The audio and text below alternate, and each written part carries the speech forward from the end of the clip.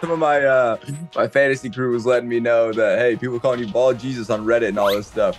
Ball Jesus, I have not seen that. You're breaking news to me.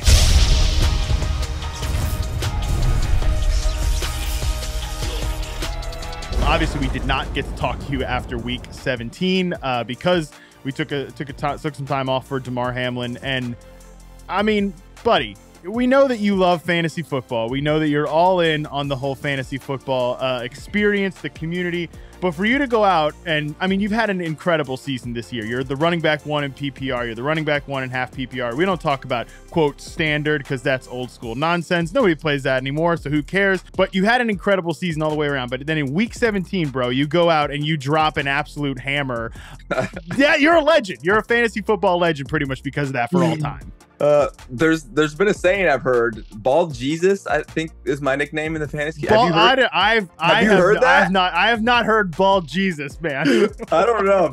Some of my fantasy crew was letting me know that, hey, people calling you Ball Jesus on Reddit and all this stuff. Ball Jesus, I have not seen that. You're breaking news to me. All right. So maybe it's not as popular as I thought. But anyway, championship weekend. That was like, cap it off, man. Just a whole sum of just my energy towards fantasy football was all in one game for the championship weekend to bring it home and get a lot of people a win, I'm sure. And man, just the support that came pouring out of social media all over the place. It just reiterated, man, why I love to tap into the fantasy community, because there's so many passionate people about it that are so passionate about football and fantasy football. And so when you're able to do it at the right time, right timing is everything. And definitely came alive at the right time.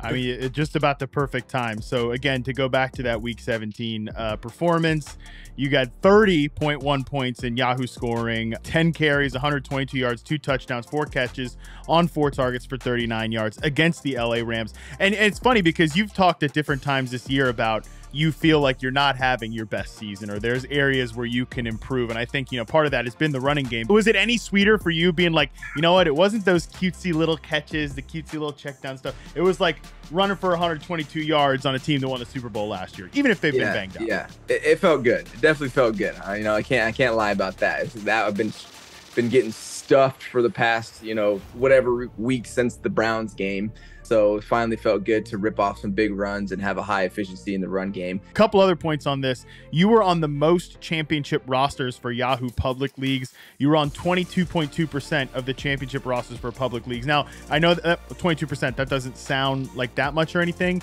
but just to put it into context, only one other guy was over 20%, and that was Patrick Mahomes at 20.9%. Everybody else in the top 10 was between like 17 to 14%. So again, by the numbers, hell of a season by you. You did it at the right time. But revisit your early season, Austin. I know that this seems like ancient history. Week 1, 7.2 points. Week 2, 9.4 points. Week 3, 5.3 points. Ekeler's Edge mailbag panic questions that we got, probably 60.5 on a weekly basis about why is Austin not, why is this, why what about these other guys touching the ball? Sometimes it pays off to be patient, baby. It's funny you say that, because I always, every once in a while, I'll get something that pops up, either a comment or a DM, or someone will put, a little note in, like, I've done some personalized videos on experience where it's like, hey, this guy traded me to you because he was tired of you after week 3. Oh.